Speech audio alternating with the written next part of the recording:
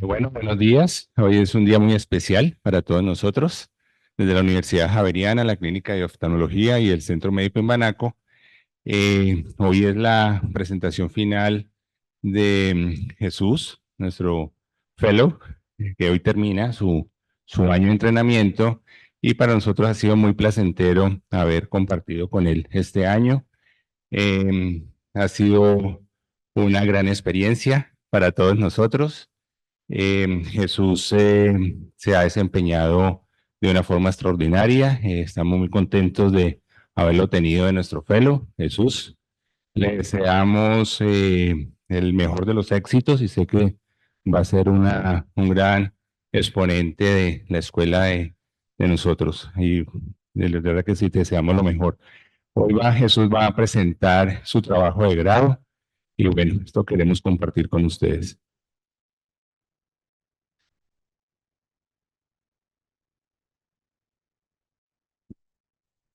Buenos días, ¿me escuchan bien? Muchas gracias al doctor, a la doctora Olmech, a la clínica de oftalmología que desde oftalmología pues me recibió, la doctora Pilar, el doctor Castro, a la Javeriana. Vamos a hablar de un trabajo que quisimos realizar por la poca epidemiología que tenemos en la región sobre esto, entonces una caracterización y abordaje quirúrgico de los tumores orbitarios en Cali, Colombia. Tuvimos un estudio de 10 años con unos 178 casos. Eh, Agradecimientos especiales al equipo de oncología ocular de la Clínica de Manaco, la doctora Carolina Arcón, la doctora Ana María Velasco, a la doctora Ángela María Dolmech, oculoplástica y patóloga ocular, y al doctor Juan Sebastián Guerrero, compañero de residencia, que nos ayudó también en la base de datos, fellow actualmente de oculoplástica. No tenemos conflictos de interés. Cuando hablamos de la órbita, sabemos que es una cavidad pequeña, más o menos 4 centímetros cúbicos de volumen. Por eso, cualquier lesión ocupante de esto va a generar unos síntomas que es lo que vamos a ver nosotros a evidenciar pues, en nuestra práctica clínica. La vamos a clasificar dentro de lesiones benignas, malignas, primarias, secundarias. Ya vamos a ir viendo cada una de estas. El diagnóstico adecuado de estas nos va a permitir primero la elección del tratamiento que necesitamos y mejorar los resultados pues, a largo plazo. Dentro de la clínica, al generar una lesión en el espacio ocupante, un volumen, pues nos va a generar cualquier cantidad de síntomas dependiendo de la estructura que comprometa, ya sea el músculo, la grasa, pues el nervio óptico, entonces podemos presentar exoftalmos, diplopía, dolor ocular, entre otros. Los tipos más comunes que tenemos pues, en nuestra epidemiología y en la epidemiología internacional son linfomas, hemangiomas, los meningiomas y tumores de célula lagrimal. Y la relevancia de esto es que al conocerlo y tener una caracterización adecuada, podemos realizar un adecuado diagnóstico, mejorar los resultados del tratamiento y reducir las complicaciones. Hice una tabla resumiendo en orden cronológico los principales estudios a nivel internacional. Empezamos con los Childs de Estados Unidos en el 2004 con 1.200 pacientes, es uno de los estudios más grandes, de 10 años de duración con una edad promedio de 45 años de los pacientes, principalmente mujeres, 55% de los casos. Teníamos aquí hemangiomas y meningiomas, vamos a ver que esto en el tiempo va a cambiar. Y el principal abordaje quirúrgico era la orbitotomía anterior. Tenemos en Turquía en el 2015 un estudio con 1.300 pacientes con una duración de 20 años, en el que la edad promedio fue de 46 años, también un porcentaje pues muy similar, 50-50, hombres y mujeres. El tipo de tumor más común fue el linfoma y el abordaje quirúrgico fue una orbitotomía anterior y lateral, el más común. Tenemos un estudio pues, local en Latinoamérica que fue el más grande que tenemos aquí para comparar con nuestra región, en Brasil en el 2019 con 350 pacientes en 12 años. La edad promedio 50 años, 60% mujeres. Tenemos principal tumor hemangiomas y linfomas y la orbitotomía anterior fue el principal tipo de abordaje. Ya nuevamente tenemos un nuevo estudio en Estados Unidos en el 2023, también 1.000 pacientes, una duración de 10 años. Aquí vemos que cambia un poco el tipo de tumor, ya aparecen los linfomas, que es más acorde a lo que tenemos en nuestra epidemiología, y los hemangiomas. Y con la orbitotomía también anterior y transconjuntival. Y tenemos un estudio en China en el 2024, reciente, 900 pacientes en 15 años, con una promedio de 43 años, 52% son mujeres, el linfoma es el principal tumor y se usa la orbitotomía anterior como principal abordaje quirúrgico. Dentro de las características en esos estudios todos son muy similares, los síntomas principales en todos vamos a ver que es la proptosis. Esto porque al generar un efecto en masa, el principal síntoma y lo principal que va a realizar el ojo es salir, ya sea por el efecto masa en la grasa, en el músculo o en el nervio óptico. Los tumores predominantes pues son benignos, ya los malignos pues en realidad se conocen cuando están en los casos más avanzados, pero no hay mucho reporte de ellos, principalmente mangiomas y meningiomas, linfomas, y lo mismo, vemos que los abordajes quirúrgicos tienden en el tiempo a ser cada vez menos invasivos. La orbitotomía anterior pues sigue siendo la predilecta. Vamos a ver que pues en la historia hay unas más agresivas, pero en realidad pues nosotros estamos intentando realizarla por parte oculoplástica, las menos invasivas, con mejor resultado quirúrgico y pues el tratamiento para el paciente. Dentro de la clínica hay una mnemotecnia de las 7 Ps, esto lo tenemos que tener en cuenta y recordarlo a la hora de evaluar un paciente con un síntoma que nos genere una masa o una lesión en la órbita. Esto de las 7 P es por las siglas en inglés, entonces tenemos el dolor, pues ver qué tanto dolor tiene, hace cuánto tiene el dolor, lo que sabemos nosotros pues desde la medicina clásica, eh, evaluar muy bien la proptosis, cómo está evolucionando, la progresión de esto, qué tan rápido es para ver, así ver qué tan agresivo es este tipo de tumor. La palpación, que es muy importante el examen, que deberíamos hacerlo también, pues no solamente en los oculoplásticos, sino en la oftalmología, ver si es una masa remitente, si es móvil, pues esto nos va a enfocar a ver qué tipo de tumor estamos presenciando. Si hay pulsación, esto pues pensando en una patología vascular, los cambios alrededor de la órbita, pues pensando también en lesiones secundarias y pues otras patologías asociadas al tumor. Y el pasado médico, el antecedente de los pacientes, pues pensando en metástasis o en algún tumor asociado o otras patologías que podemos estar presentes en él. Entonces los síntomas, pues el principal que tenemos que tener en cuenta es la proptosis, también tenemos la alteración de los movimientos oculares dependiendo de dónde se ubique el tumor, las plegias, diplopía, alteración de la agudeza visual, la metropías, el ojo rojo muy importante en los niños pues a la hora de la ovulación, equimosis, dolor, alteraciones pupilares y los cambios palpebrales. Esos cambios palpebrales pues que no se nos olvide, que muchas veces pues lo pasamos por alto. En la clasificación, hay diferentes tipos de clasificación, entonces vamos a ver como las grandes que tienen y luego pues la que proponemos nosotros. La tenemos como tumores benignos o malignos, pues tenemos diferentes clasificaciones, los metastásicos o secundarios, pero a nosotros nos gusta a la hora de enfocar estos tumores, hablar del tipo de componente histológico que tenemos para así saber qué tipo de abordaje vamos a realizar y qué tratamiento podemos tener más adelante. Entonces, los de componente quístico, pues el quiste dermoide, que es uno de los principales que tenemos, mucoceles, los inflamatorios que simulan un tumor. Entonces, aquí, pues en realidad, ahorita vamos a ver que nuestra epidemiología es frecuente. Un pseudotumor inflamatorio, el miositis, los de contenido adiposo, estos son de los que más generan síntomas porque, pues como sabemos, la órbita está en una gran mayoría con un componente graso, entonces al afectarse este, pues genera principalmente la proptosis. Entonces, como el dermolipoma y el liposarcoma. Vasculares, rhabdomyosarcomas, secundarios.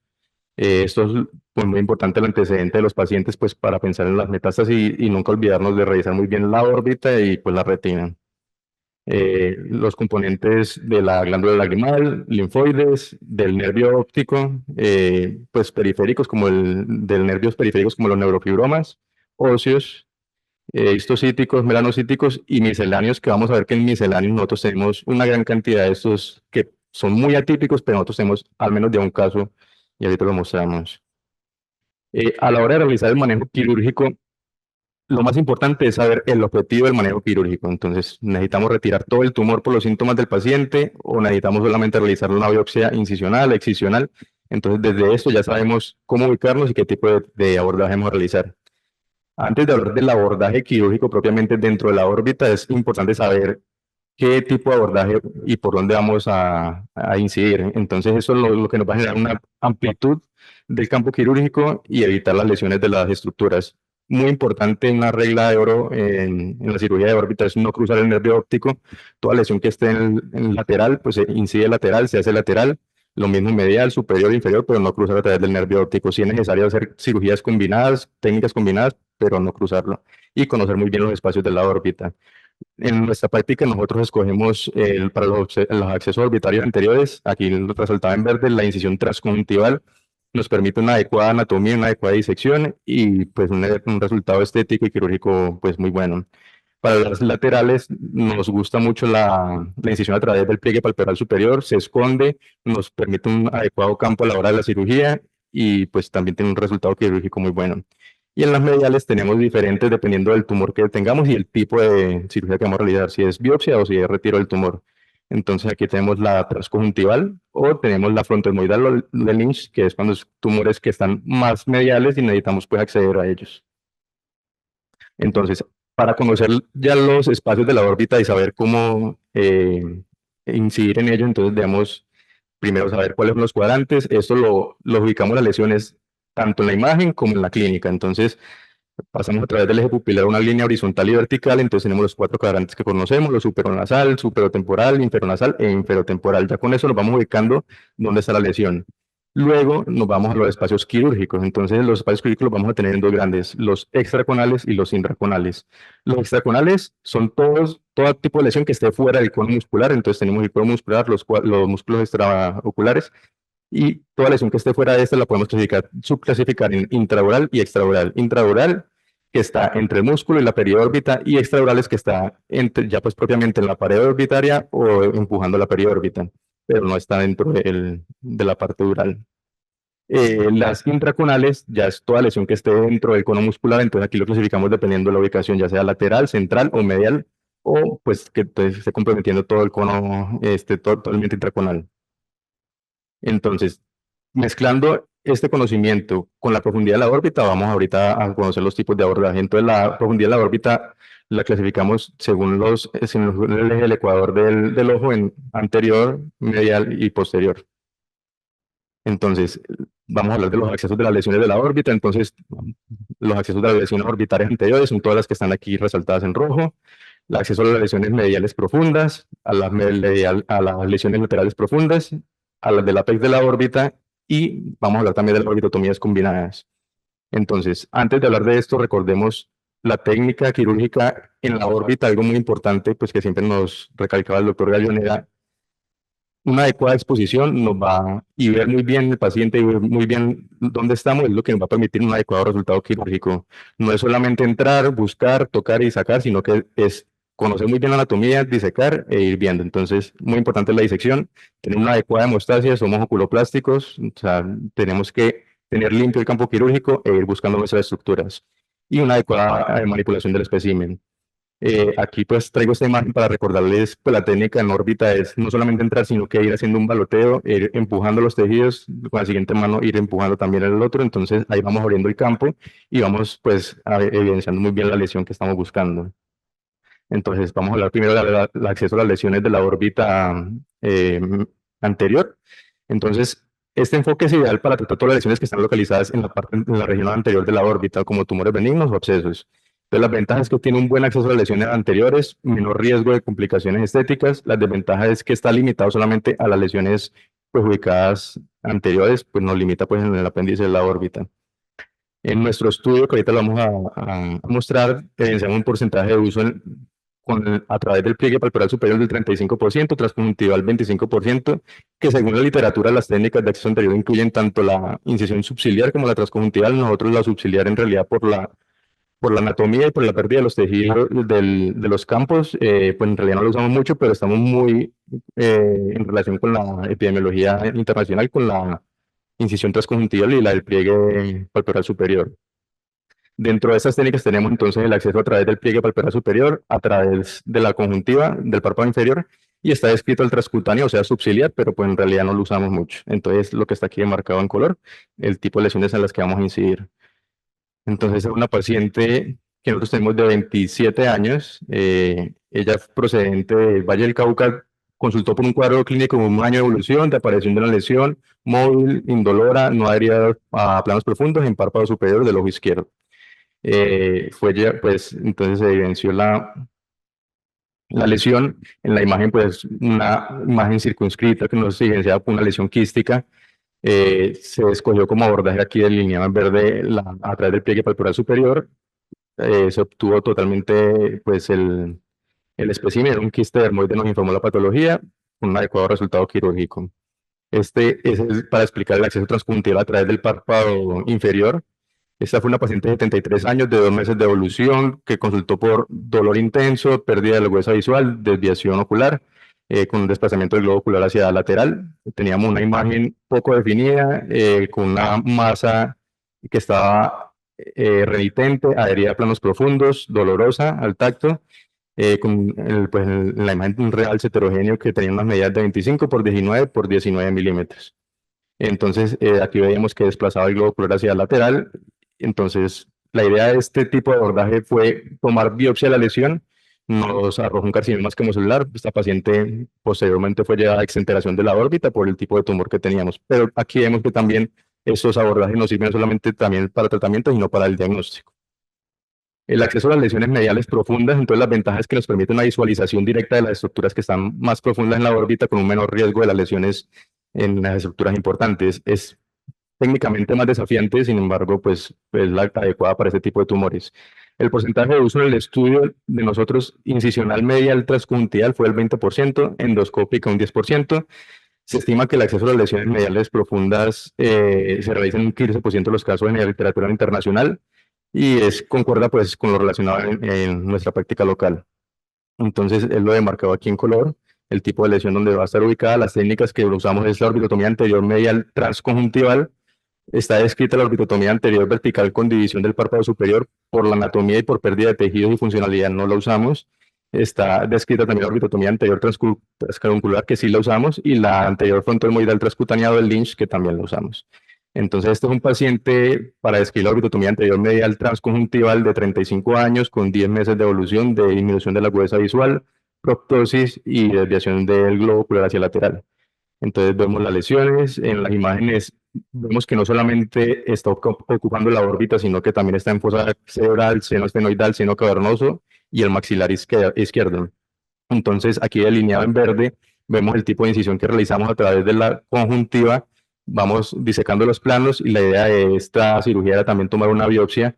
Nos arrojó un linfoma folicular de células B, entonces este paciente pues pasó a tratamiento y seguimiento por oncología. Tenemos este paciente para explicar la orbitotomía anterior transcaruncular, un paciente de 35 años con proptosis y disminución de la agudeza visual de 6 meses de evolución, con una lesión ocupante intraconal. Entonces, aquí vemos en la imagen y en la lesión, aquí delimitado en verde, el tipo de abordaje que realizamos fue también, fue transcaruncular, luego se extendió la incisión porque necesitábamos sacar el tumor, entonces era más grande. En este nos arrojó, entonces aquí tenemos la imagen del tipo de cirugía que realizamos. Entonces, incidimos a través de la carúncula, bajamos y exponemos. Aquí no hay necesidad de retirar el músculo, el recto medial, sino que lo corremos hacia un lado y logramos sacar el tumor. Pues en la patología nos arrojó un meningioma meningotelial. Esta es una paciente para explicar orbitotomía anterior frontohemorroidal o transcutánea, la de Lynch. Es una paciente de 35 años que consultó por 2 meses de evolución, de disminución de la agudeza visual y sin sensación de cuerpo extraño, lo principal. Presentó una lesión aquí en el párpado superior, región medial. A través de esta lesión, por la contigüidad de la lesión que vemos acá, realizamos pues la toma de la biopsia. Entonces, aquí vemos las lesiones, el tipo de incisión que se realiza, que es la de frontoesmoidal o de Lynch. La patología arroja un proceso inflamatorio crónico de tipo linfoplasmocitario policlonal con fibrosis esclerosante. Entonces, tenemos también el acceso a las lesiones laterales profundas. Entonces, las ventajas de estas son que esas técnicas es adecuada para lesiones que están en la región lateral profunda, que permite una adecuada visualización del espacio orbitario. Las desventajas que puede dejar una cicatriz visible y el riesgo de daño de estructuras nerviosas. Esto dependiendo pues de la técnica quirúrgica se disminuye mucho pues las desventajas. El porcentaje en nuestro estudio fue incisión lateral el 15% y orbitotomía lateral con resección de la pared un 10%. En la literatura pues este acceso se realiza en un 25% de los casos, que es muy similar pues a nuestro estudio. Entonces son este tipo de lesiones, las que están aquí en color, la ubicación. Entonces, la principal descrita y la que nosotros realizamos es la orbitotomía lateral con eliminación de la pared orbitaria lateral. Entonces, esta es una paciente que consultó por proptosis de un año de evolución del ojo derecho. Vemos pues el scleral show, la lesión ocupante con una masa que estaba extraconal isointensa en T1, con realce heterogéneo. Teníamos una pues, multilobulada con unas medidas de 21 por 29 por 24 milímetros en ella. Pues por los síntomas, la idea era no solamente tomar la biopsia, sino retirar el tumor. Entonces se realizó una incisión amplia en el pliegue pectoral superior, pues cuidando la anatomía, la función y exponiendo adecuadamente el tumor. Aquí vemos, llegamos a planos profundos, a la pared orbitaria, marcamos el área que vamos a resecar, pues la parte ósea, para poder exponer un poco más la órbita, tener un poco más de espacio a la hora de retirar el tumor.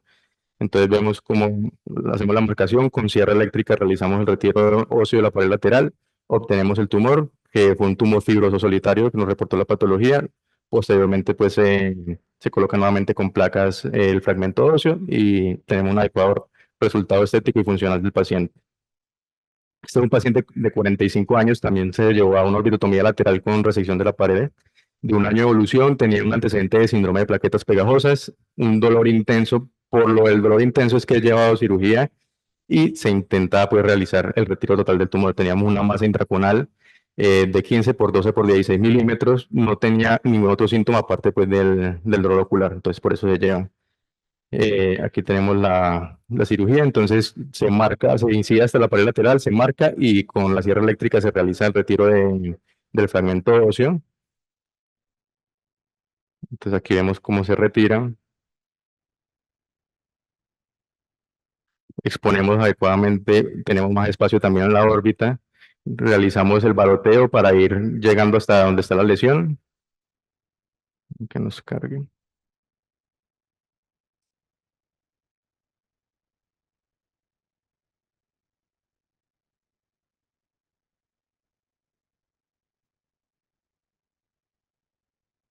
Entonces ahí vemos la lesión que estaba ocupante, era una mangima cavernosa, vemos cómo sale todo en bloque y al retirar esto, pues entonces tenemos la terapéutica total del paciente, que eran los síntomas que se estaban generando.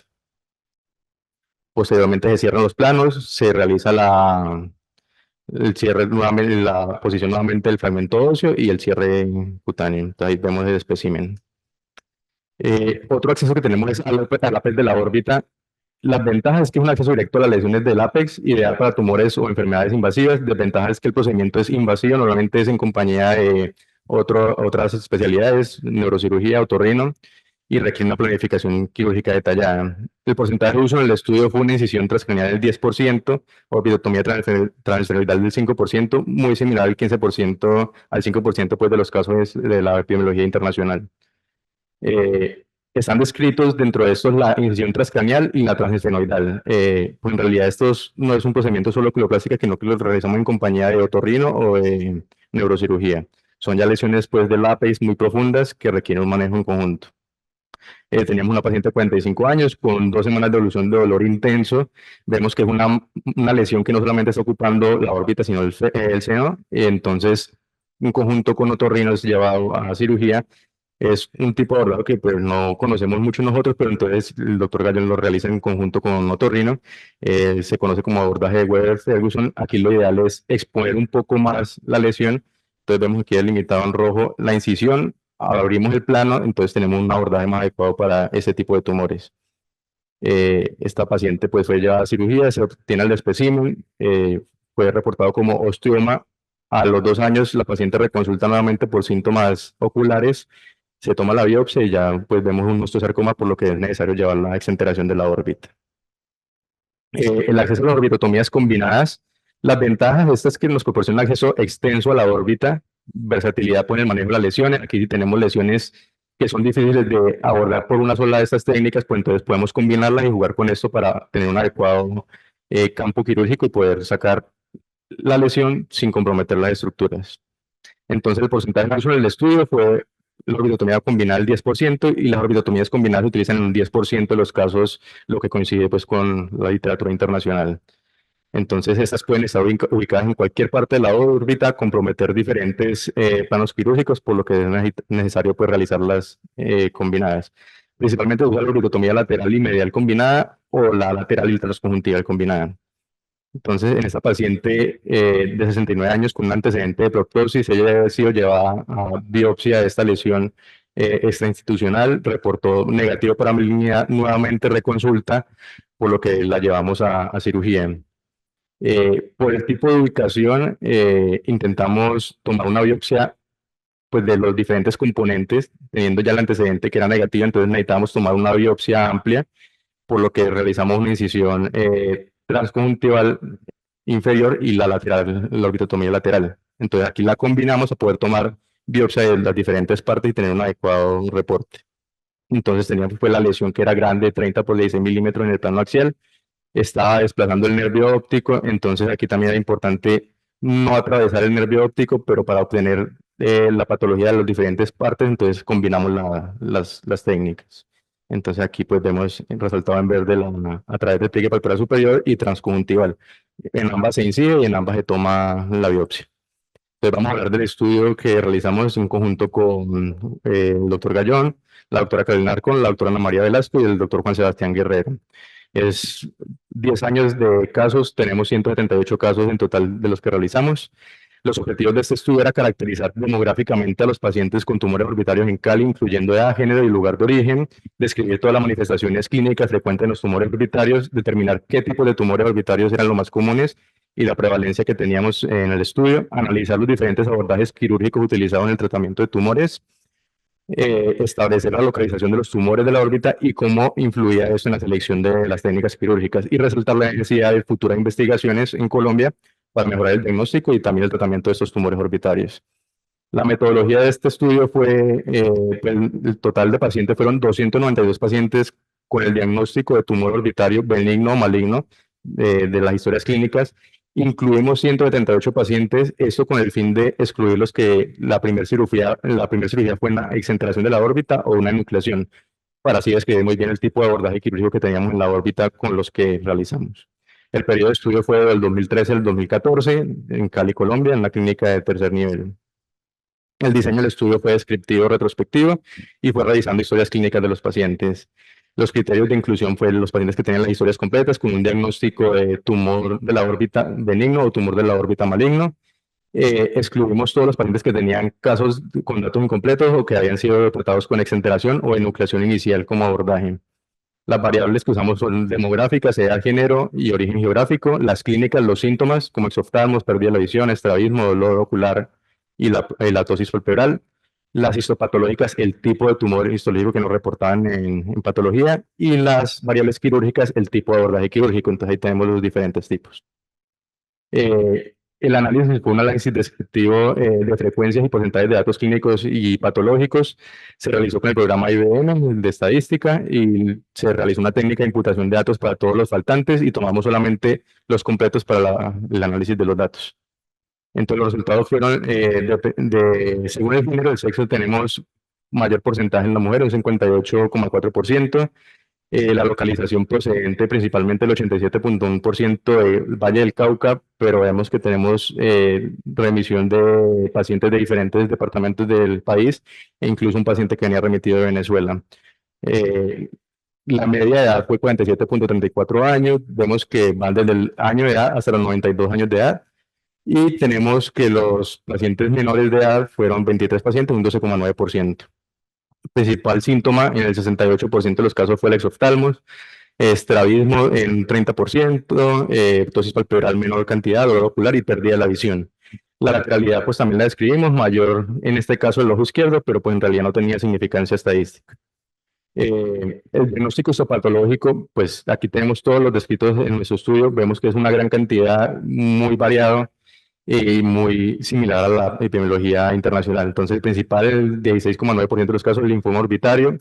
Tenemos también que tenemos una gran cantidad de pequeños tumores, lo que hablábamos de los mixtos o misceláneos, que van desde el carcinoma de glándulas sebáceas, mucoceles, sarcoma de Ewing, el pilomatrixoma. Entonces, pues tenemos una variedad muy grande y cerca del 50% de los casos, 50,3% de los casos están compuestos por el linfoma orbitario, la reacción granulomatosa, tumor adenoideo quístico y la hiperplasia linfoide, que es concorde a lo de la epidemiología internacional.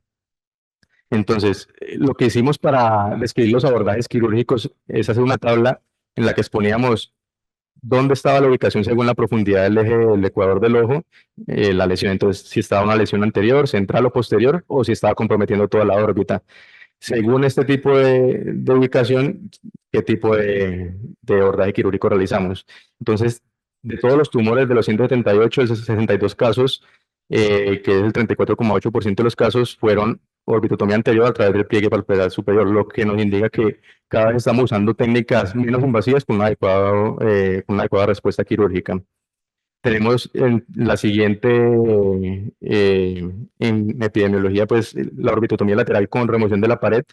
Esto es porque vemos que es en gran cantidad cuando están ocupando toda la órbita o están centrales o posteriores. Entonces es lo adecuado para ese tipo de lesiones, utilizar una cirugía un poco más invasiva, pero con una adecuada respuesta del tratamiento.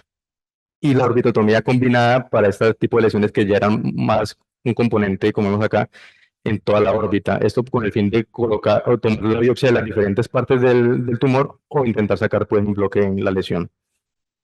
También realizamos la misma descripción anterior, central, posterior o toda la órbita según la profundidad con el tipo de acceso quirúrgico, pero para el espacio quirúrgico intraconal y el extraconal para evidenciar pues, las diferencias que tengamos entre estos dos. Aquí vemos que pues, la técnica más frecuente fue la orbitotomía lateral con la remoción de la pared y la orbitotomía combinada, lateral y medial, ambas con un 22% de los casos, 4 casos cada uno, que es concorde con la epidemiología internacional. Y lo mismo, pero en el espacio quirúrgico extraconal, que debería ser un abordaje menos invasivo, pues entonces concuerda con que la técnica quirúrgica más usada es la orbitotomía anterior a través del pliegue palpebral superior. Y aquí vemos que son 124 casos, en el anterior eran menos casos, y pues en realidad las técnicas como la orbitotomía lateral con la remoción de la pared y la orbitotomía anterior frontohemorroidal se pueden utilizar en estos, pero intentamos que sean menos invasivas y las dejamos principalmente cuando son espacios intraconales. Dentro de las conclusiones de nuestro estudio, entonces tenemos que en el perfil demográfico, principalmente mujeres, una edad promedio de 47.34 años, el diagnóstico más común fue el linfoma orbitario en el 16,9% de los casos, el síntoma predominante pues exoftalmo en 68% de los casos y pérdida de visión 39,9% de los casos. El abordaje quirúrgico principal fue la orbitotomía anterior a través del pliegue palpebral superior, 34,8% de los casos. La distribución anatómica de los tumores fue principalmente en el sector superior de la órbita, cuadrante superonasal o superotemporal. Las técnicas quirúrgicas combinadas, vimos que hay una gran cantidad y se necesitan para los casos más complejos en los que necesitamos o tomar la biopsia o retirar un componente de una lesión más grande. Hay una necesidad pues, de más investigaciones, unos estudios adicionales para mejorar la epidemiología pues, del país y las estrategias del tratamiento. Comparado con la literatura internacional, tenemos que hay coincidencias y algunas diferencias en prevalencia del linfoma, pero la variedad en los tipos de tumores va a depender de cada país y de la epidemiología local. Y hablando del desarrollo de las políticas de salud pública, esto genera pues, una base para la formulación de políticas y programas de detección temprana de los tumores y pues un adecuado resultado quirúrgico y terapéutico. Muchas gracias a los doctores, a la Clínica de Oftalmología y a la Clínica Imbanaco, a todos ustedes, a la Clínica de Oftalmología pues que me apoyó desde oftalmología. Muchas gracias.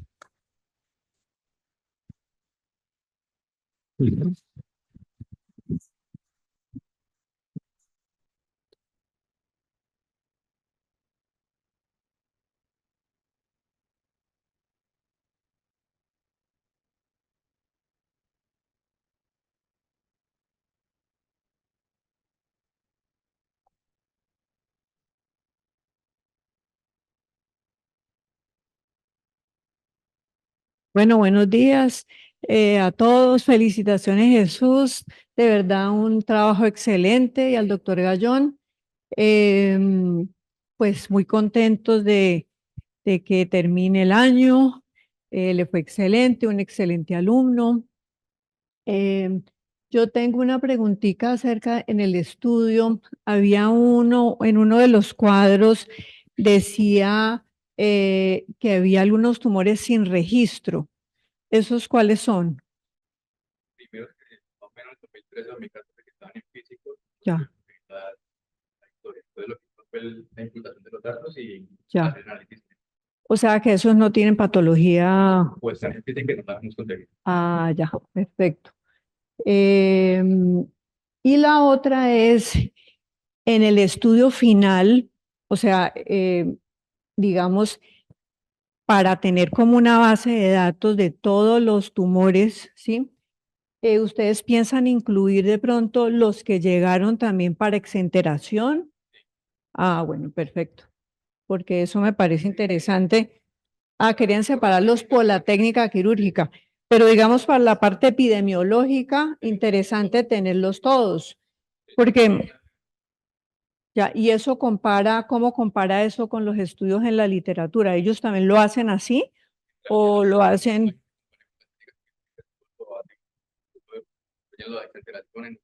Ah, exactamente. O sea que los casos de ustedes son muchos más, son 200 y pico y no 178, o 178, ¿no?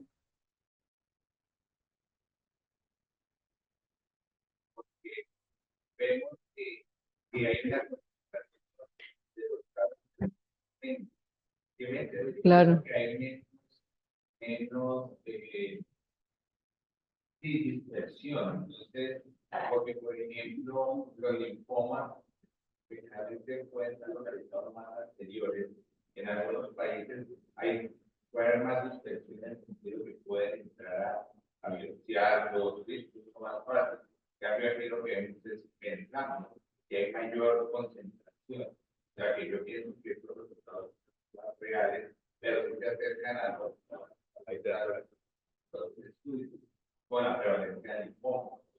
Claro, claro. Claro, muy valioso el estudio. Entonces, pues, ya para finalizar, pues felicitaciones, Jesús. Ha sido pues un excelente año de verdad. Eh, lo único que puedo decir, eh, de pronto Jesús le va a tocar quedarse otro año. Lamento decir que no cumplió con la prueba reina. ¿Cuál es la prueba reina, Jesús? Le di el última oportunidad el sábado y Jesús no apareció. Lo esperamos y no apareció, pero tiene una oportunidad más. Tiene que subir al Cerro de las Tres Cruces. El fellow que no llega a las Tres Cruces no pasa. Entonces vamos a ver. Bueno, Jesús, mentira, felicitaciones. Verdaderamente.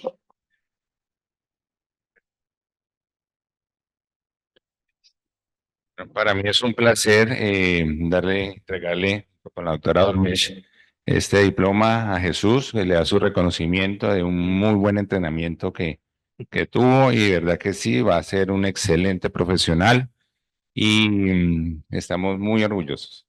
Gracias, doctor.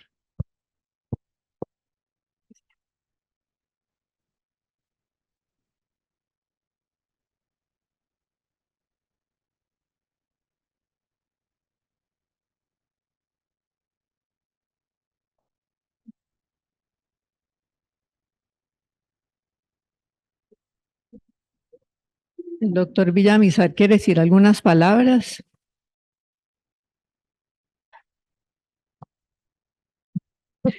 Muchas gracias. Muy buenos días para todos. En nombre de la Pontificia Universidad Javeriana, su Facultad de Ciencias de la Salud y su área de posgrados, queremos darle una cordial y fraterna felicitación al doctor Ríos por su logro. Este es un logro que, como nosotros llamamos, es un logro tripartita. ¿Y por qué lo llamamos tripartita? Porque tiene que ver el doctor Ríos, su familia, número uno, fundamental, porque ese sacrificio y todas esas actividades que eventualmente él tuvo, la mayoría muy buenas, pero que sabemos que en algunos momentos duras, lo vivieron con su familia. Por lo tanto, ustedes también se ganan ese diploma. El segundo es las clínicas, que tienen mucho que ver con el apoyo que dieron, la facilidad de aproximarse a todos los pacientes que tenían estas patologías y, por supuesto, incluyendo a sus docentes en cabeza de la doctora Dolmes y el doctor Gallón, y, por supuesto, la participación de otras especialidades que permitieron una formación de excelencia del doctor Ríos. Entonces, la clínica de oftalmología y la clínica Imbanaco han facilitado todo ese proceso formativo. Y la tercera, el tercer actor, que es la universidad.